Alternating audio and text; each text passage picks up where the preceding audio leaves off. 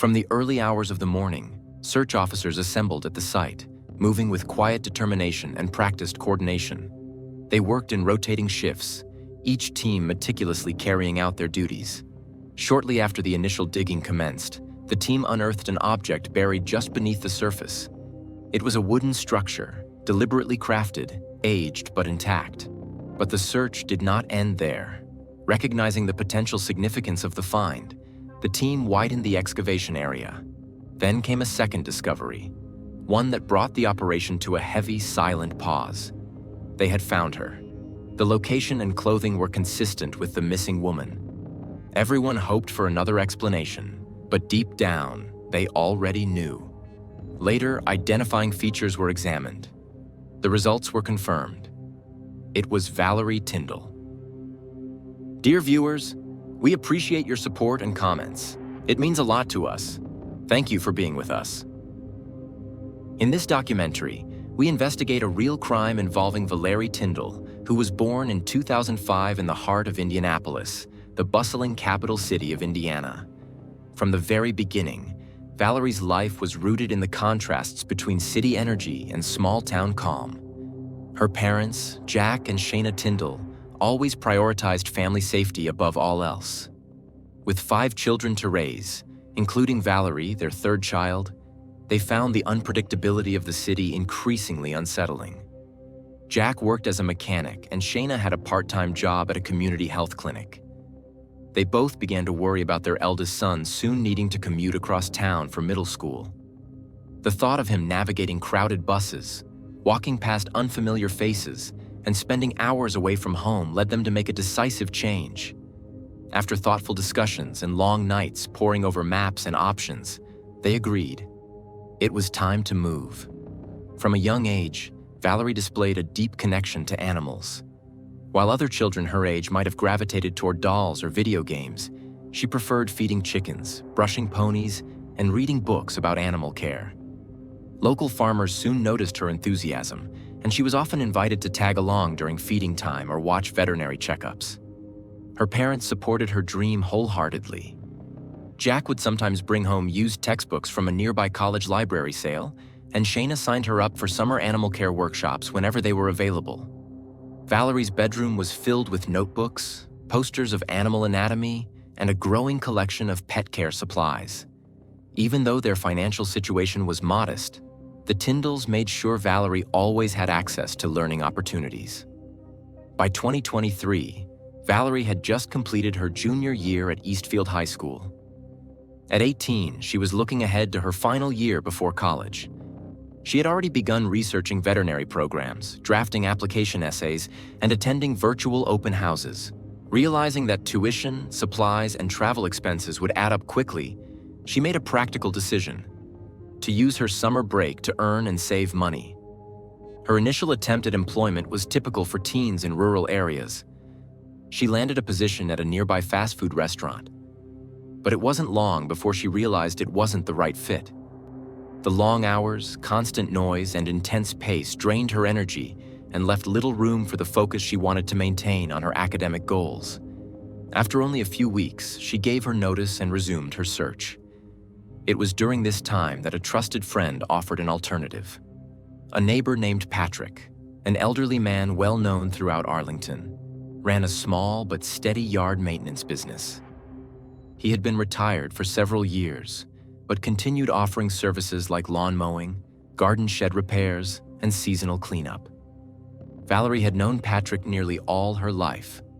He was her best friend's grandfather, a kind-hearted man with a warm smile and a reputation for honesty. Their families often spent holidays together, and Patrick had watched Valerie grow up from a little girl chasing butterflies to a thoughtful young woman planning her future. When Patrick offered her a part-time job helping him out, the opportunity seemed perfect.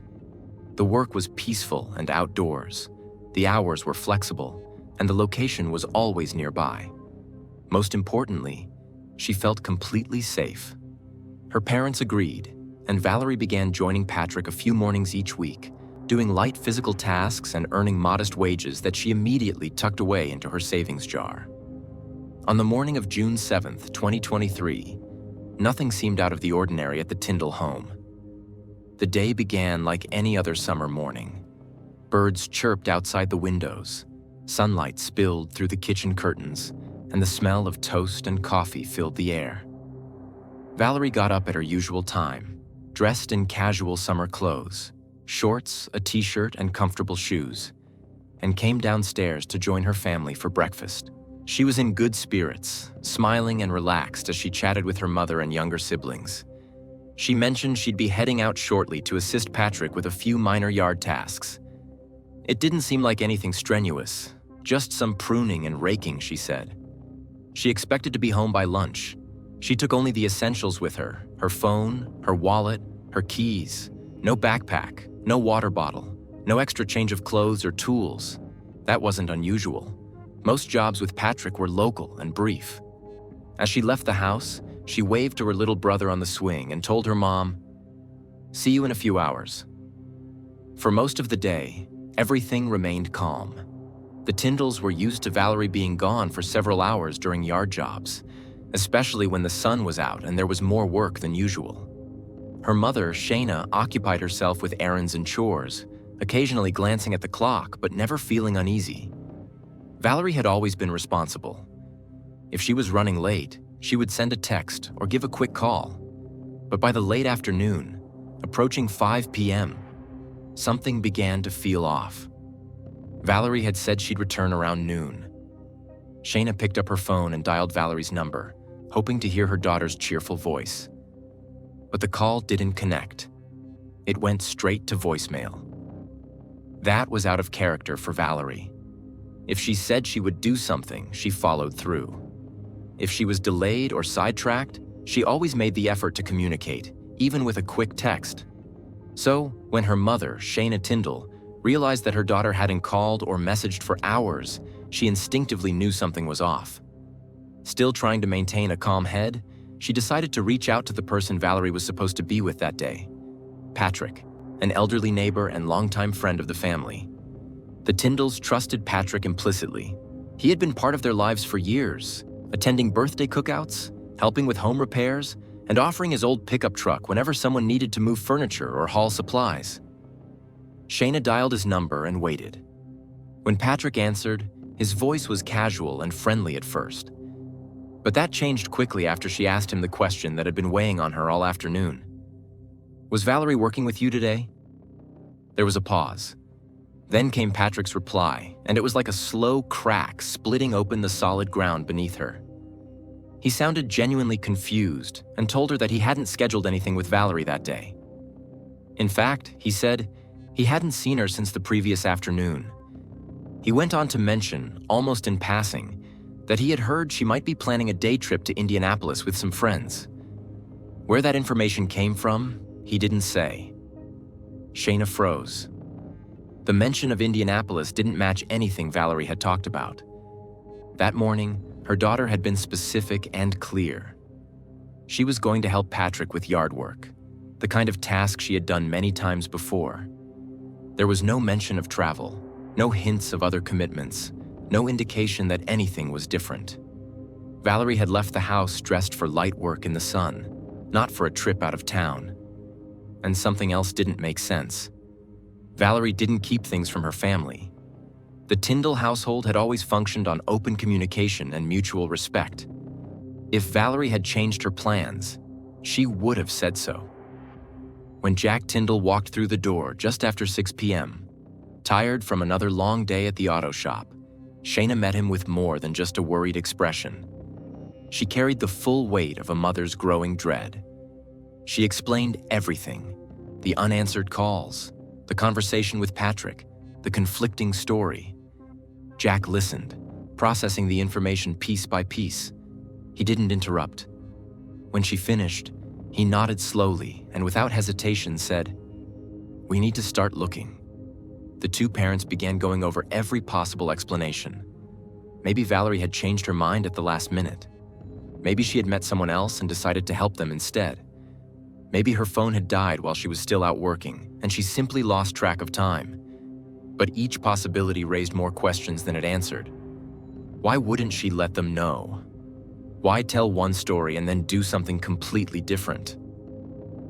By 6:30 p.m., The search began. Jack and Shayna walked the neighborhood, calling out their daughter's name. They checked places Valerie sometimes visited: the community garden, the local park with its single swing set, the creek trail behind the Hanson farm. They knocked on the doors of close friends, hoping someone had seen her or had some idea of her plans. No one had. Not one person had seen Valerie after that morning. No one had heard her mention a trip, an event, or a change of schedule. As the sun dipped lower, word began to spread. Arlington wasn't the kind of town where news moved slowly. It flowed like water. Neighbors called each other, dropped by unannounced, and rallied without needing to be asked. By 7 p.m., a small crowd had started to form at the Tyndall home. Friends came offering help. Others arrived simply to be present, sensing the seriousness of the moment. Among them were Patrick and his wife, who appeared calm and composed. Patrick repeated the same version of events he had told Shayna earlier. He hadn't seen Valerie, and he had no idea where she might be. His calm demeanor didn't offer much comfort. In fact, it unsettled Jack more than he cared to admit. This was someone they had known for years, someone who had always seemed trustworthy. But now, faced with Valerie's unexplained disappearance and a vague story about a supposed trip, Jack couldn't help but feel the first stirrings of suspicion. Still, they held back their fears. This was no time for accusations. It was time for action. As night fell, the atmosphere around the Tyndall home turned somber. Inside, the family sat in quiet disbelief, staring at the front door, hoping at any moment it might open. By midnight, the decision was made. Valerie was officially reported missing. The report was filed with the Rush County Sheriff's Department, and with that single step, the case transitioned from a private family worry to a full-scale public investigation. Initially, there was little to go on. Officers reviewed Shayna's statement carefully, noting the timeline and the inconsistencies. Valerie's phone had been off for hours. There was no message, no signal ping, no digital trail to trace. And then there was the contradiction between what Valerie had told her mother and what Patrick had claimed. That discrepancy stood out immediately. Despite the rural setting, Arlington's law enforcement took swift action. Valerie's name was added to the county's incident system within hours. Officers began reaching out to her classmates, teachers, and friends. They interviewed anyone who had seen her in the past 48 hours. Questions focused on Valerie's mood, her behavior, and whether she had mentioned anything unusual. But across the board, the answers were the same. Valerie hadn't said a word about going anywhere special on June 7th. No trip, no big plans, no indication that something was different about that day. Officers also searched her room. Everything was just as it had been that morning. Her phone charger was plugged in by the nightstand. Her makeup and hairbrush were neatly arranged. That ruled out the idea that she had planned to leave on her own. Valerie's phone had been off since the middle of the day on June 7th. Investigators tracked the final ping from her phone to a signal tower located within Arlington, not far from the center of town. It registered at approximately 11:42 a.m. on June 7th, 2023. The morning she told her mother she'd be out doing light yard work for a neighbor. After that, the signal stopped cold. There were no further pings, no network reconnections, no evidence that the phone had moved or been powered back on. It simply went dark. These digital dead end raised immediate questions. The most logical conclusion was also the most unsettling. The phone never left Arlington. It hadn't roamed outside the cell tower's reach, nor had it reappeared on another network in a neighboring town or city. And that pointed to one thing. Wherever Valerie had gone, she hadn't left her hometown. At least, not by ordinary means. Another piece of the puzzle was her car, a green 2000 Honda Accord. It was missing as well. The assumption was that Valerie had taken it, yet none of the town's few traffic or security cameras captured her vehicle leaving the area. With so few roads out of Arlington, that seemed odd. Surveillance along the main intersections showed no footage of her vehicle. It was as if both she and the car had quietly evaporated. As the hours wore on, The disappearance began to draw broader attention. By the morning of June 8th, Valerie's case was no longer just a local concern. It had become statewide news. Flyers were printed and distributed. Her school portrait was broadcast on the morning news. Her face, framed with shoulder-length dark blonde hair, eyes full of life and curiosity, was now seen on every major social media platform in Indiana. Law enforcement held a press briefing that day. Their tone was measured but serious. Officials stated clearly that they had no evidence to suggest Valerie had left willingly. The case was now considered one of concern, potential endangerment. That announcement shifted public perception. What had started as a missing person case took on the gravity of a possible abduction or worse.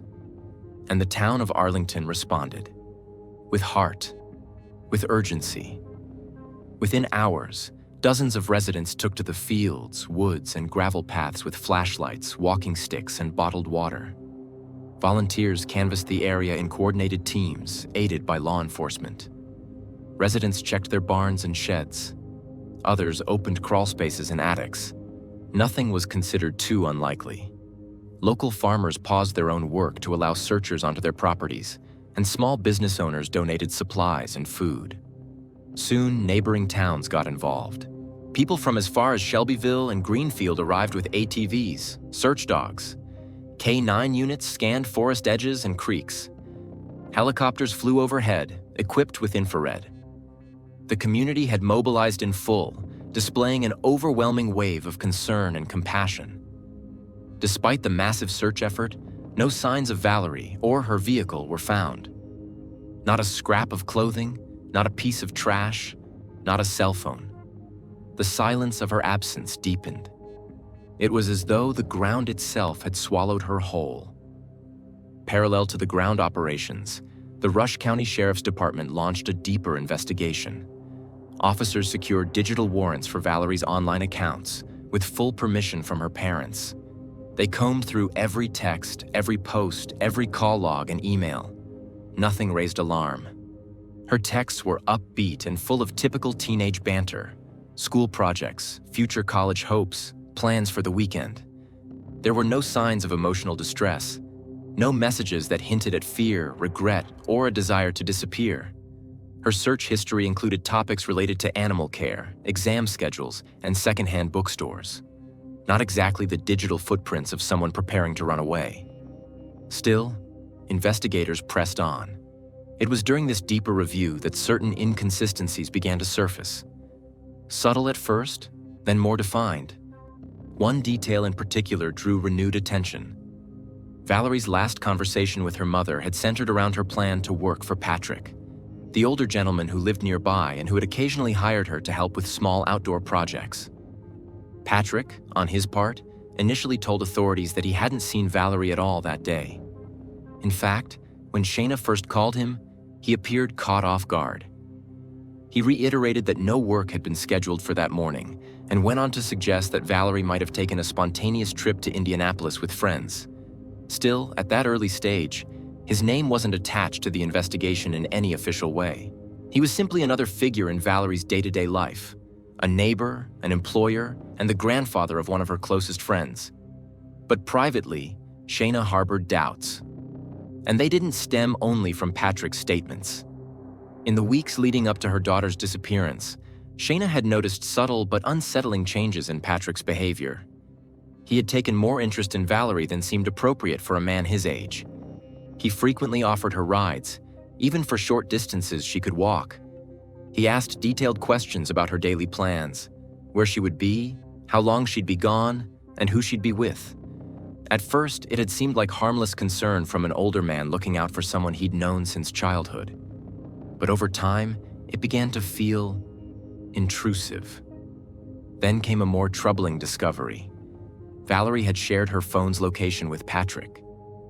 When Shayna found out, Valerie explained that it was just a safety measure, that Patrick used the same feature to keep track of his granddaughter. But that explanation didn't sit right with her mother. Still, Valerie hadn't seemed uncomfortable. And without proof of anything inappropriate, Shayna tried to suppress her unease. But now, with Valerie missing, all those little things took on new weight. On the third day of the investigation, Patrick was brought in for an official police interview. He maintained his earlier story. He hadn't seen Valerie, they had no scheduled plans, and he believed she might have traveled out of town. He reiterated that the idea came from a conversation with his granddaughter. But when police spoke with the granddaughter directly, her account sharply contradicted his. She had never talked to Valerie on June 7th. In fact, she hadn't spoken with her at all that week. She also said she had no idea about any trip to Indianapolis, and certainly hadn't shared such a detail with her grandfather. That discrepancy caught investigators' attention. Soon after, Patrick was asked to come in for a second interview. This time, his story changed, dramatically. Now he claimed that he had seen Valerie that day. According to this new version, Patrick now claimed that he and Valerie had, in fact, intended to complete a yard maintenance job on the morning of June 7th, but that the work plan had somehow fallen through. He didn't provide specific reasons, only vague comments about scheduling or weather. What happened next, he said, was unexpected. Valerie allegedly asked him for a ride to a neighboring town. He claimed she didn't say why, only that she needed to be dropped off at a particular location and that it wasn't far. Patrick stated that he agreed and drove her to the spot they had agreed on.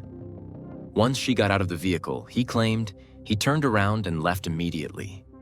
This sudden shift in his narrative sent up red flags for law enforcement.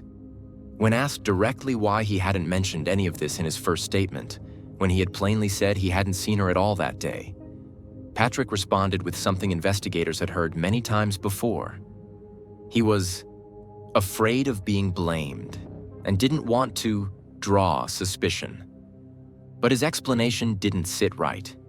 The inconsistency, combined with his unwillingness to share this supposedly innocent version earlier, raised serious concerns. Detectives interpreted the revised account not as a nervous omission, but as a deliberate effort to mislead investigators during the critical early hours of the case. With cause to suspect deception, authorities acted on what they had. Patrick was temporarily detained under suspicion of providing false information in an active investigation. It was a procedural step, important, but limited in scope. Legally, the charge wasn't strong enough to hold him long-term. After a short time in custody and following standard bail conditions, Patrick was released pending further developments. However, everything had changed. At this point, he was no longer viewed as a cooperative witness. He was now the primary person of interest.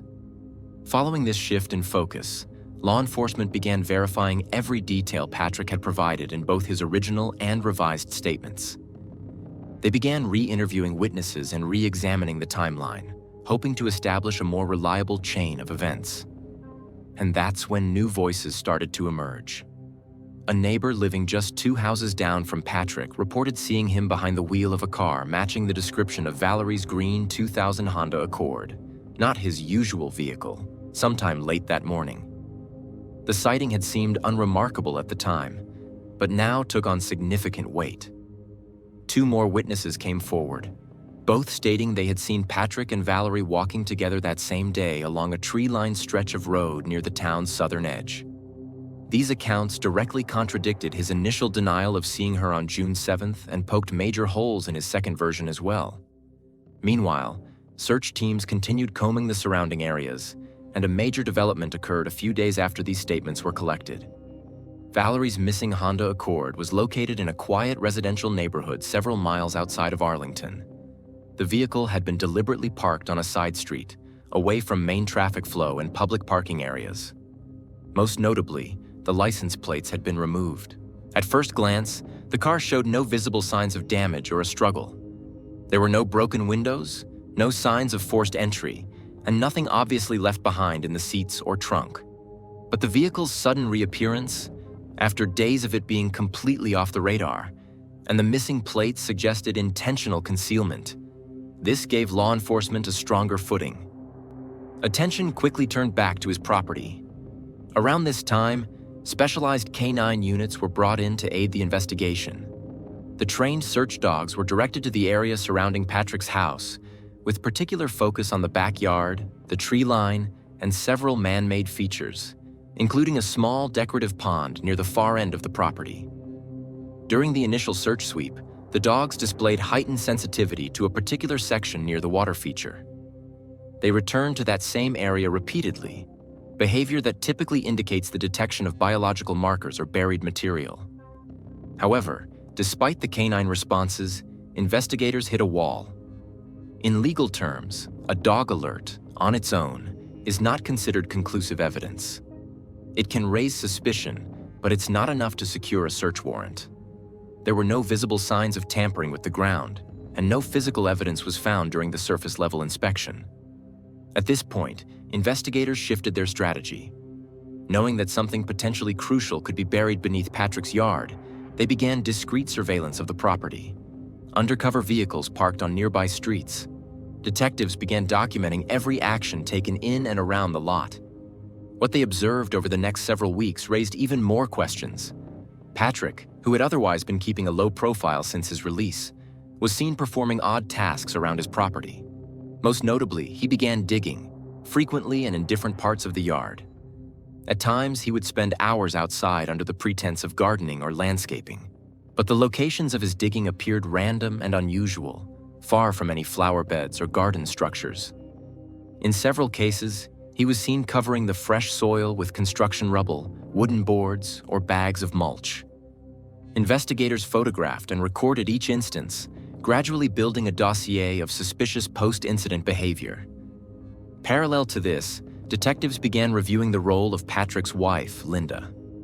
Although she lived in the home and was presumably present during key timeframes, she had neither volunteered to speak with police nor been called in for questioning. She hadn't made a single public comment about Valerie's disappearance. While there was no evidence directly implicating her in anything, investigators believed she might possess knowledge or observations that could help clarify the situation. Meanwhile, forensic and technical experts were called in to pursue an alternate route. If traditional legal thresholds couldn't yet be met, perhaps technology could help. Investigators opted to use non-invasive scanning methods to gather further data about the property's underground structure. Topographic and ground-penetrating radar scans were initiated, tools capable of detecting subsurface inconsistencies without digging. The scan results were revealing. One particular zone near the pond returned irregular data. Soil that appeared recently disturbed, with disrupted layers and uneven compaction. Beneath that, a rectangular formation stood out against the natural pattern of the ground. The anomaly was dense, symmetrical, and inconsistent with native soil content. Experts marked it as a priority for physical examination. Armed with this new data, combined with video surveillance, contradictory witness statements, the hidden vehicle, and the behavioral patterns documented over time, investigators submitted a formal request for a warrant to search Patrick's property. The court reviewed the full compilation of evidence and approved the request. On the morning of November 28, 2023, the investigative team received official authorization to search the premises. The search began at the exact location where scanning technology had previously identified irregularities in the ground composition, an area not far from the artificial pond that had already drawn the attention of K9 units. The digging was methodical. Officers worked in coordinated shifts, pausing often to photograph layers, collect soil samples, and document each stage of the excavation. Not long after breaking ground, the team uncovered what appeared to be a carefully constructed wooden container, partially buried and shielded beneath layers of compacted earth and debris. The box was weathered, but intact. Its dimensions and construction immediately signaled to investigators that it had not been discarded carelessly. It had been deliberately concealed. The team didn't stop there. They continued to excavate, gradually expanding the area and widening the search zone. Several hours later, they made a second, far more sobering discovery. They found her. Though no immediate confirmation could be made at the scene, there was a quiet, grim certainty shared among the officers and forensic specialists present. The location and clothing were consistent with the missing woman. Everyone hoped for another explanation, but deep down, they already knew. Later, dental records and identifying features were examined. The results were confirmed. It was Valerie Tyndall. Later that same day, law enforcement officers returned to Patrick's home with a different purpose. He was placed under arrest without incident and taken into custody. The charge: connection to the death and concealment of evidence. As standard procedure, investigators then conducted an extensive top-to-bottom search of Patrick's residence and the surrounding property. Cabinets were opened, devices were seized, outbuildings were inspected. Every effort was made to uncover any additional evidence that might shed light on Valerie's final hours. But despite the thoroughness of the sweep, no new physical evidence was recovered. There were no diaries, no electronic traces, and no items that directly connected the crime to a larger plot or third party. At the time of his arrest, Patrick's wife, Linda, was also living at the residence. However, she was not detained, nor was she publicly named in connection with the case. Although her proximity to the property raised questions for investigators, there was no conclusive evidence tying her to the crime. As such, no formal action was taken against her, and Patrick remained the only person facing legal accountability. Back at the station, Patrick was brought in for formal questioning. Initially, his demeanor remained unchanged. He denied all wrongdoing, avoided direct answers, and insisted that he had no idea how Valerie had ended up on his land. Detectives kept their composure. They had spent months preparing for this moment, and they pressed gently but firmly, focusing on the human impact, the grief endured by Valerie's parents, the unanswered questions in the community, the need for truth and closure. Still, he offered nothing. No expression of guilt, no indication of sorrow, not even when his wife's name was mentioned. Then came the pivotal shift. Investigators turned to the most incontrovertible piece of evidence they now possessed: the location of Valerie. They asked him directly, "Can you explain how she ended up on your territory?" There was a long silence. The air in the room seemed to still. And then, with a heavy sigh and a subtle shift in posture, Patrick spoke. He said he was ready to tell the truth. According to his account, the entire incident had been a tragic accident, not the result of premeditated action. He claimed that on the morning of June 7th, Valerie had come to his home unexpectedly, not for yard work, but to demand money. He alleged she was trying to pressure him into giving her a sum of cash, and when he refused, the confrontation escalated. He insisted that what followed was unintentional and unfolded too quickly for him to react. He maintained that panic, not malice, guided his decisions afterward. But investigators found the account deeply questionable. Furthermore, Patrick's multiple conflicting statements over the past months undercut his credibility. His first version claimed he hadn't seen her at all. The second placed her at his house briefly. The third involved a car ride. And now, a supposed accident. In their professional judgment, detectives saw his latest confession as another attempt to mitigate his responsibility. While he had now acknowledged a connection to Valerie's death, he continued to deny any form of intent, especially premeditated intent. Still, the confession marked a legal milestone. With a location, a partial admission, and a tangled web of contradictory accounts, the evidence was sufficient to proceed. Once the full case was compiled, law enforcement handed the materials over to prosecutors. In March 2024, after consultations with his legal counsel and discussions with the state, he agreed to a plea deal.